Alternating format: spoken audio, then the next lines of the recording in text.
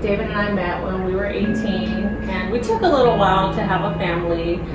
At the age of 33, we decided to get pregnant, and we ended up finding out we were having a baby girl, and we named her Penelope Rose Winsman. I was on my way to work, and a vehicle cut in front of me, causing me to hit it.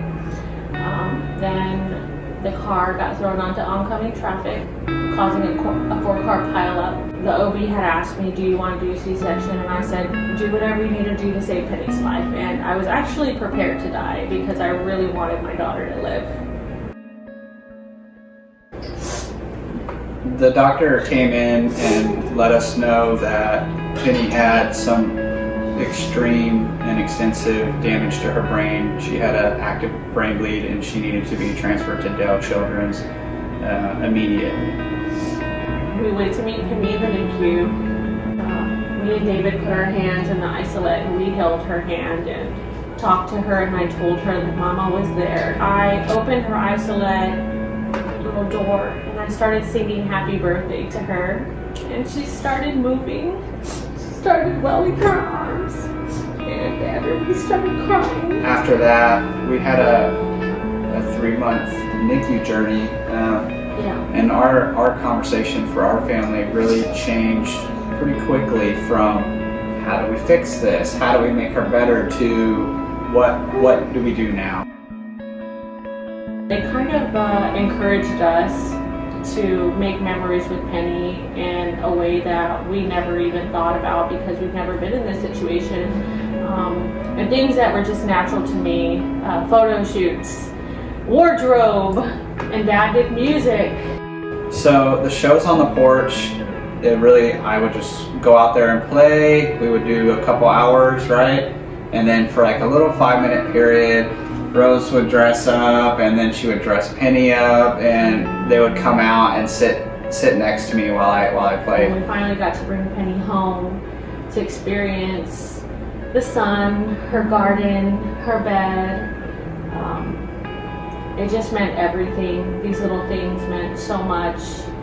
I feel like we had a lot of time to make some really awesome memories, and I feel like it was almost like we had a honeymoon period, and then Penny began to decline. In May, Penny had the best month ever.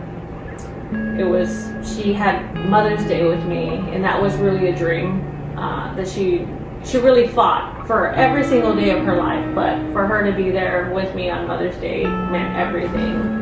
So I think the first time I was aware that Penny actually was going to pass was when she started acting strangely. She started retracting pretty deeply, and this was kind of all part of her decline. We knew that there would eventually be an end with Penny, and we wanted to make sure that we celebrated everything in life. When somebody passes, you can't really determine how long that's going to take. Sometimes it takes days or sometimes hours. Penny's oxygen and food were actually causing her more harm than good in June. And we had to make that decision to really allow her to be comfortable, and that was really the opposite of what you would want for your child. You want to feed your child and make sure your child's breathing, but this was not working for Penny. It was hurting her. David and I, did these things together. We turned off the machine and we turned off the oxygen. We held her, we were together, and she peacefully passed. So I got her ball gown and her Mary Janes and her white pantyhose and her unicorn blanket, and we laid her in the living room like a princess. And that's why we do funeral funding with Penny's Pals, was we got all this stuff because we felt like that's what we wanted for our daughter. And I got the bill, and honestly at that point in time I couldn't afford it. Like, I couldn't pay my my daughter's funeral bill. So we played a show. We played a show, and we raised the entire remaining balance. I think that it's great to have a community of people to support you, but also organizations, and that's why we have Penny's Pals, because we know how much it's needed.